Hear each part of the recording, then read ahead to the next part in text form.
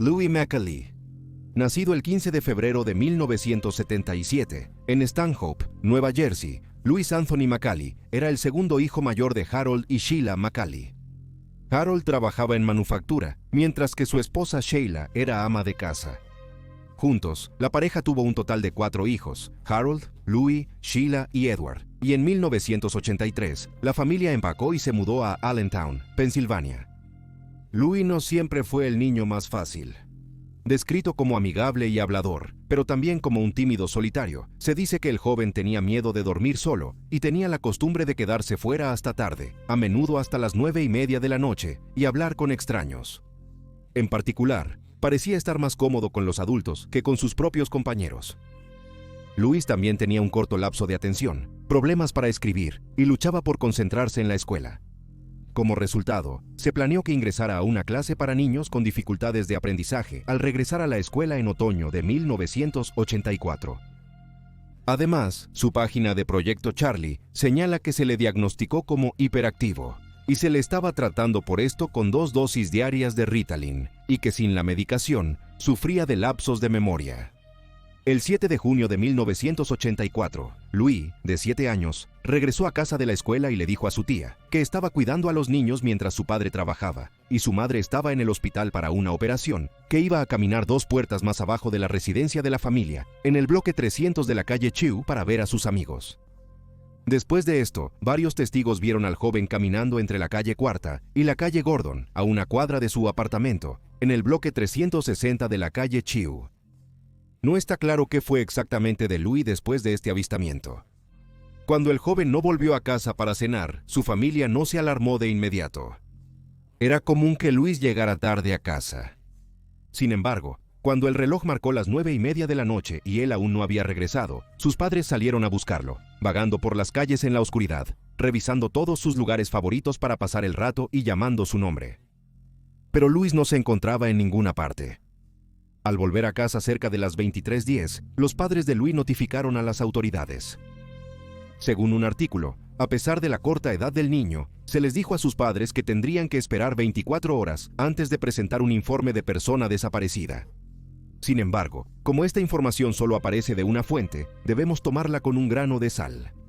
Se documenta poco sobre la investigación que siguió a la desaparición, aparte de que las autoridades buscaron exhaustivamente en el área. Luego, el dueño de Marcos Doggy Shop, un puesto local de hot dogs, le dijo a las autoridades que Louis había entrado a la tienda alrededor de las 4 de la tarde y había estado mirando durante 45 minutos. Le dijo al dueño que estaba evitando a 2 adolescentes que lo habían estado persiguiendo. Luego, Louis salió de la tienda a las 4:45 de la tarde. Luego caminó hacia el este por la calle Gordon. Sus padres creen que podría haber estado yendo a la casa de una anciana llamada Helen, cuya compañía disfrutaba Louis. Los 2 chicos que habían estado acosando a Louis fueron entrevistados por la policía, pero se descartó que estuvieran involucrados en la desaparición. Alrededor de este mismo tiempo, otro testigo se presentó, afirmando que había visto a Louis hablando con una pareja no identificada, un hombre y una mujer, en un parque cerca de Jordan Creek, a una cuadra de su casa.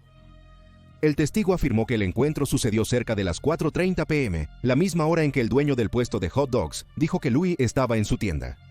Como resultado de esta línea de tiempo conflictiva, las autoridades no han podido confirmar si la observación fue real o no, pero tampoco la han descartado como falsa. Es notable que a Louis le gustaba jugar junto al arroyo Jordan. Antes de desaparecer, expresó a su familia su deseo de visitar Dorney Park algún día. No obstante, tras el registro policial en estas zonas, no se halló ninguna pista sobre la desaparición del niño. Por un tiempo, Sheila y Harold Macaulay fueron considerados posibles sospechosos. Aunque esto suele ser inicialmente el caso en la desaparición de un niño, la familia Macaulay ha expresado su enojo y angustia por el hecho de que las autoridades pasaron gran parte de los primeros años de la investigación volviendo una y otra vez a la familia. Harold, el hijo mayor de la pareja, dijo a los reporteros que pensaba en Louis a diario. También negó las afirmaciones de que sus padres eran abusivos y señaló que estos rumores destruyeron a sus padres. Sobre su familia siendo considerada sospechosa, dijo, citando, «Los policías, literalmente, durante los primeros 3 años, fueron inútiles antes de que finalmente dijeran, tal vez alguien fuera de la familia realmente hizo algo.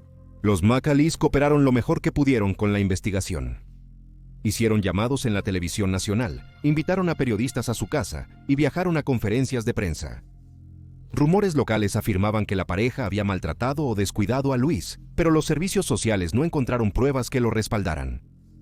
Finalmente, Harold y Sheila pasaron las pruebas de detector de mentiras y pronto fueron descartados como sospechosos. 6 meses antes de la desaparición, en enero de 1984, Louis supuestamente le dijo a sus padres, a la enfermera de la escuela y al psicólogo que había sido abusado sexualmente por una pareja llamada Frank y Elizabeth.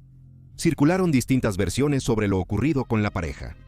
En una versión de los hechos, fue abusado en las vías del tren cerca de la calle Jordan, mientras que en otra, afirmó que la pareja lo llevó a un apartamento en Allentown y lo dejó de vuelta en su propio vecindario después.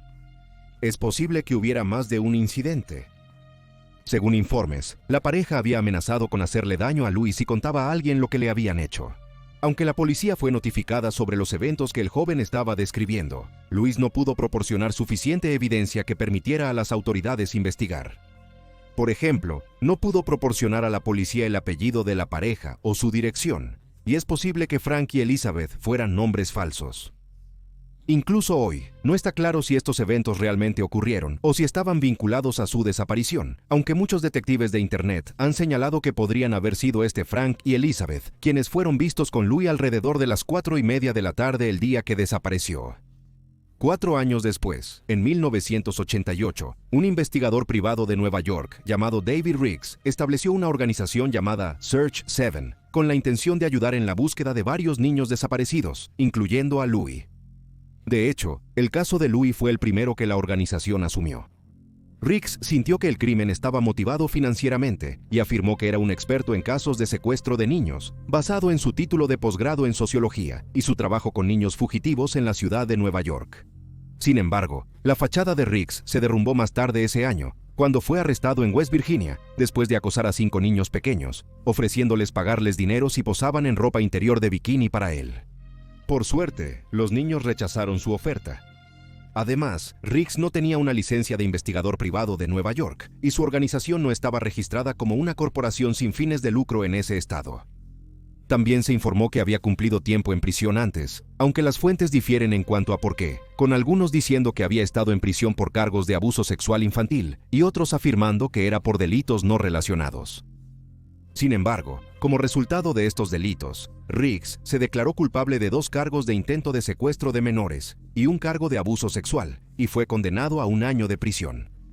Los investigadores que trabajaban en el caso de Louis investigaron la posibilidad de que David Riggs estuviera involucrado, pero finalmente lo descartaron. Hubo numerosos avistamientos reportados de Louis después de su desaparición. Un informante anónimo afirmó que el niño de 7 años estaba asistiendo a la escuela en Pottsville, Pensilvania, bajo un nombre diferente, pero Sheila McCauley vio al niño en persona y negó que fuera su hijo. Otro testigo vio a un niño pequeño en Nueva Jersey que se parecía mucho a Louis e incluso tomaba Ritalin, pero en una extraña coincidencia, resultó que el niño era en realidad el primo de Louis. Incluso un niño fue recogido en 4 ocasiones distintas por la policía, porque se parecía mucho a Louis, por lo que su padre presentó un certificado de nacimiento para tranquilizar a los oficiales. Louis fue uno de los primeros niños desaparecidos cuya imagen se colocó en cartones de leche y vallas publicitarias en todo el país. A pesar de los esfuerzos, el niño de 7 años nunca volvió a casa. Hay pocas teorías en su caso. La mayoría de detectives en línea creen que Frank y Elizabeth maltrataron a Louis, le hicieron daño por delatarlos o lo secuestraron por sus propias razones, y finalmente lo mataron. Sin embargo, por un tiempo, los McCauleys creían que Louis aún vivía pero no recordaba quién era realmente. Tras su desaparición, los padres de Louis no perdieron de vista a sus otros hijos en ningún momento. Según su hijo mayor Harold, sus padres pasaron mucho de su tiempo después sentados junto al teléfono, esperando que alguien llamara para decirles que su hijo había sido encontrado. Esta llamada nunca llegó. Harold recuerda que su madre pasó mucho de ese tiempo en constantes lágrimas. En 2004, Sheila le dijo a los reporteros, cita, «Sigues escuchando el dicho de que el tiempo cura las cosas, pero en este caso, el tiempo solo lo empeora. No está mejorando, está empeorando». 11 meses después de la desaparición, los McCauleys se mudaron de su apartamento a su nueva casa, la misma casa que una vez había sido ocupada por Helen, la anciana de la que Louis era tan aficionado. Se dice que Helen se fue a una casa de retiro y los McClays esperaban que algún día Louis regresara, recordando esta casa y recordando cuánto le gustaba. Incluso había soñado con vivir en ella algún día. Lamentablemente, Sheila y Harold no lograron sostener los pagos hipotecarios de su hogar. Aunque la comunidad local recaudó $10,000 para ayudarles a conservarla, la pareja se declaró en bancarrota y se mudó a Effort, Pensilvania en 1989. A partir de 2018, la residencia en Chew Street aún está vacía. Durante años después, la familia compró juguetes y regalos para Louis, con la esperanza de que algún día pudiera abrirlos y jugar con ellos. Sin embargo, en su cumpleaños 18 sintieron que se volvió muy difícil. Empacaron los juguetes, pertenencias, fotografías y carteles de desaparecido, guardándolos en un almacén. Louis Anthony McAley, de 7 años, fue visto por última vez el 7 de junio, 1984 en Allentown, Pensilvania. Varios testigos lo vieron caminando entre la calle Cuarta y la calle Gordon, esa tarde después de regresar de la escuela, a una cuadra de su casa en el bloque 360 de la calle Chew. Louis es un niño pequeño con problemas de aprendizaje y emocionales. Cuando desapareció, estaba tomando Ritalin 2 veces al día para ayudar con su trastorno de hiperactividad. Es un hombre blanco con cabello castaño al que le faltaban 4 dientes frontales cuando fue visto por última vez. Tiene 2 cicatrices circulares de forma extraña, quemadas en el lado derecho de su pecho, y se sabe que camina lentamente, inclinándose hacia adelante mientras lo hace. Cuando habla, a menudo pone su mano en las caderas. En el momento de su desaparición, Louis medía entre 4 pies y 4 pies 1, y pesaba alrededor de 44 libras. Llevaba una camisa a rayas verdes o azul marino y blanca de manga corta, con pantalones azules o jeans que tenían una etiqueta roja en el bolsillo trasero con la palabra Doggy en ella. También tenía un cinturón elástico con un ribete y una hebilla en forma de tren, junto con calcetines rosados y zapatos marrones. Si Louis aún está vivo, tendrá 44 años. Si tienes alguna información sobre su desaparición, puedes llamar al Departamento de Policía de Allentown al 6104-377-7721.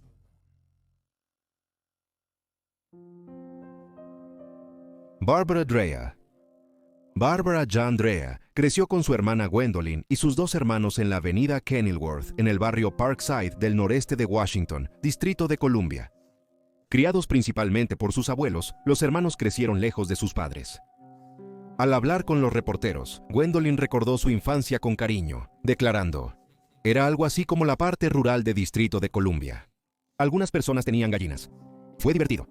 Debido a la cercanía de edad de las 2 hermanas, crecieron juntas con un fuerte vínculo que se mantuvo hasta la edad adulta, y es por eso que Gwendolyn fue una de las primeras de la familia de Bárbara en darse cuenta de que algo estaba mal cuando desapareció en el verano de 1984. El 12 de agosto de 1984, alrededor de las 5 de la tarde, Bárbara dejó a sus 2 hijos pequeños, de 6 y 9 años, en la casa de su hija adulta. Le dijo a su hija que volvería pronto, solo iba a buscar dinero. Sin embargo, Bárbara, de 39 años, nunca regresó esa noche. Pero la familia no se angustió inmediatamente por esto, ya que en los meses previos a su desaparición, Bárbara había estado viendo a su exmarido con bastante regularidad, y a veces se quedaba con él durante días seguidos, sin contactar a la familia. 9 días después de su última aparición, Anthony Blalock, hijo de Bárbara de 23 años, contactó a su esposo para saber si la había visto. El esposo, quien no está identificado en los artículos de noticias, aunque se sabía que vivía en Hillcrest Heights en ese momento, dijo que no había visto a Bárbara en bastante tiempo. Después de la llamada, Anthony alertó a la policía sobre la desaparición de su madre. Aunque en años recientes, la familia ha expresado su insatisfacción con la conducta del Departamento de Policía, señalando que no parecían tomar en serio la desaparición de la mujer de 39 años, con algunos de los oficiales restándole importancia, creyendo que ella estaba involucrada en el abuso de drogas rampante que azotaba la ciudad en ese momento. Esta actitud descuidada no mejoró durante el transcurso de la investigación. Solo días después de que Bárbara desapareció, su hijo Anthony vio su auto, un Oldsmobile Cutlass Supreme Borgoña de 1980, siendo conducido por un hombre que no reconocía. Anthony decidió seguir el auto hasta un edificio de apartamentos en la sección suroeste de la ciudad, donde el conductor estacionó y se bajó. Anthony dejó a su amigo en su auto y corrió a la casa de un amigo cercano para alertar a la policía, y él identificó al conductor cuando llegaron a la escena. El hombre, que nunca ha sido nombrado públicamente, negó haber conducido el auto de Bárbara y dijo que no sabía quién era ella. Debido a que el vehículo no había sido reportado como robado, las autoridades no detuvieron al hombre, aunque el auto fue confiscado después. De manera inquietante, al registrar el vehículo, las autoridades hallaron una máscara de esquí, una soga y guantes, junto con objetos personales de Bárbara. Aún peor, más tarde se descubrió que el conductor era un hombre con un largo y violento historial criminal. Con solo 18 años, el hombre se declaró culpable de matar a 2 personas, un hombre de 23 años y una niña de 16. Esta última fue violada en grupo por 3 hombres antes de morir. 4 hombres apuñalaron mortalmente a 2 víctimas. Por ayudar a los fiscales con el caso, el conductor del auto de Bárbara recibió una corta condena, a pesar del papel que jugó en los horribles crímenes. Notablemente, un año después de que Bárbara desapareciera, el hombre fue acusado de secuestrar y violar a una mujer, pero los cargos fueron desestimados más tarde, aunque no está claro por qué. Otro dato interesante a considerar es que antes de desaparecer, Bárbara había trabajado como secretaria para el Sistema de Escuelas Públicas de Washington, un puesto que había ocupado durante más de 15 años. Mientras tanto, se descubrió que el conductor era un hombre de mantenimiento para las escuelas públicas, también en Washington. Los especuladores en línea se han preguntado si los dos se cruzaron mientras trabajaban. Desafortunadamente, ahí es donde termina la investigación sobre la desaparición de Bárbara. Desde su desaparición, no se ha visto ni se ha sabido de ella, y su caso ha quedado sin resolver por décadas. En los años desde que desapareció, la policía ha perdido varias piezas de información importantes, incluyendo sus informes originales de persona desaparecida, la máscara de esquí y el trozo de cuerda. La familia de Bárbara ha señalado que probablemente han perdido pruebas forenses vitales como resultado. Un portavoz de la policía confirmó la pérdida de los artículos, pero no ofreció ninguna explicación sobre qué sucedió con las pruebas o por qué se deshizo de ellas si ese era el caso. En 2007, James L. Trainham, un veterano de 17 años del Escuadrón de Homicidios de la Policía de D.C., pasó horas intentando localizar el archivo original y buscó desesperadamente las pruebas físicas, pero no encontró ni la cuerda ni la máscara de esquí. Fue aquí donde salió a la luz que se había perdido gran parte de las pruebas cruciales. Del hombre que conducía el auto de Bárbara, Trainham dijo, cito, «No creo que deberían haberlo dejado ir tan fácilmente, especialmente con su historial». Nadie conectó los puntos. Nadie mencionó que había un hombre con el vehículo de la mujer desaparecida. Vamos a revisar su historial. Sería hacerlo esencial. Además, la familia perdió varias pertenencias de Bárbara, ya que durante la investigación inicial, las autoridades tomaron su diario, cartas y fotos que luego fueron eliminadas por el departamento que intentaba hacer espacio para otros casos. Gwendolyn, quien trabajaba como despachadora de servicios de emergencia en ese momento, dijo que los detectives con los que trabajaba no estaban haciendo lo que se suponía que debían hacer y, cito, «cada vez que los veía y les decía algo, no lo comprobaban». Comprensiblemente, pronto se encontró perdiendo la fe en sus colegas. En 2009, la imagen y la historia de Bárbara se incluyeron en paquetes de cartas de juego que se distribuyeron a los reclusos. Sin embargo, esto no generó progresos en el caso. Un año después, se ofreció una recompensa de $25,000 a cualquiera con información que condujera a un arresto y condena en el caso de Bárbara. Pero de nuevo, el caso permaneció en punto muerto. Luego, en la primavera de 2018, un equipo de construcción encontró los restos esqueléticos de una mujer metidos en el espacio de acceso de un edificio de apartamentos en el sureste de la ciudad. Se encontraron 2 cuerpos adicionales enterrados en tumbas poco profundas debajo del edificio, tras realizar búsquedas en el área. 2 de las mujeres habían sido disparadas mientras que una había sido golpeada hasta la muerte. Las 3 fueron encontradas a menos de 1 milla del complejo de apartamentos, donde Anthony rastreó el coche de su madre. Por un periodo breve, los investigadores creyeron que uno de los cuerpos era de Bárbara y efectuaron pruebas de ácido desoxirribonucleico para comprobarlo. Sin embargo, los resultados fueron negativos. En agosto de ese año, las mujeres fueron identificadas como Jewel King, de 48 años, Virgil Jefferson, de 41 años, y Dorothy Jean Boots, de 43 años. Las 3 mujeres desaparecieron en 2006 y sus asesinatos aún están siendo investigados. Después de la desaparición de Bárbara, sus hijos fueron criados por su hermana Gwendolyn, aunque 2 de sus hijos ahora están fallecidos. Anthony, quien trabaja para el gobierno federal, continúa buscando respuestas en el caso, junto a su tía. Bárbara tenía 39 años cuando desapareció de Washington, Distrito de Columbia. Fue vista por última vez alrededor de las 5 de la tarde el 12 de agosto de 1984, cuando dejó a 2 de sus hijos en la casa de su hija adulta. Le dijo a su hija que volvería pronto, pero nunca regresó. Su coche, un Oldsmobile Cutlass Supreme Borgoña de 1980, fue encontrado por su hijo fuera de un bloque de apartamentos, aunque el conductor nunca fue detenido y no se investigó a fondo. Bárbara es una mujer negra con cabello negro, ojos marrones y orejas perforadas. Unos 58 metros, pesa 59 kilos y usaba camisa verde con pantalones blancos cuando fue vista por última vez. Si aún está viva, tendría 76 años. Si tienes alguna información sobre su desaparición, puedes contactar a Washington, Distrito de Columbia, Departamento de Policía Metropolitana, al 20-204-555556. O puedes llamar al Programa de Aprehensión de Criminales Violentos al 20-27-27-5037. Y ahí tienes los hechos. Por favor, deja un comentario abajo con tus propias teorías y especulaciones y recuerda darle me gusta a este video y suscribirte para apoyar el canal. Gracias por ver y nos vemos la próxima vez.